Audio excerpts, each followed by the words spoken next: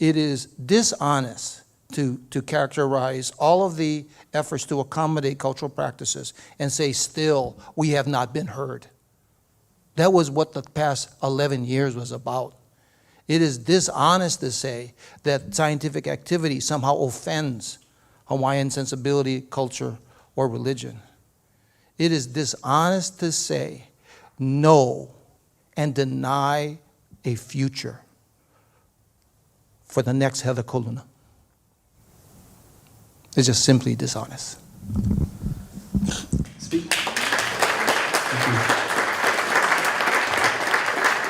I wanted to play off that a little bit to you, especially Heather, given your position in the university. Do you see there's a lot of energy on the protest, and one of the things that concerns me the most is people, the next generation of you, being discouraged. We had a panel before where Makana Silva, Mailani Neal, Tyler Trent were here, the future astronomers, native Hawaiian astronomers coming to Hawaii. Do you get a sense now that students, young people in Hawaii, especially native Hawaiians maybe, are discouraged or dissuaded from joining astronomy as a result of the negative perception created by the protests? Or is that not an issue that you think exists, or is it something we can push back on through discussions such as this?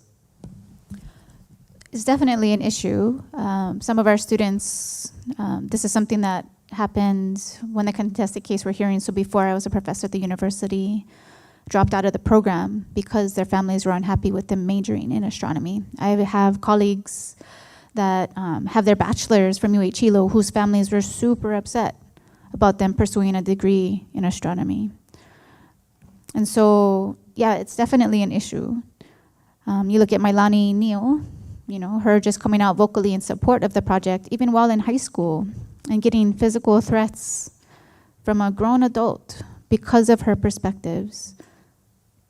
How could one not see that as a detriment to promoting our students into, honestly, what is a very beautiful career? When we look at the careers and the industries that we have within the state of Hawaii, we are a state that is based on tourism.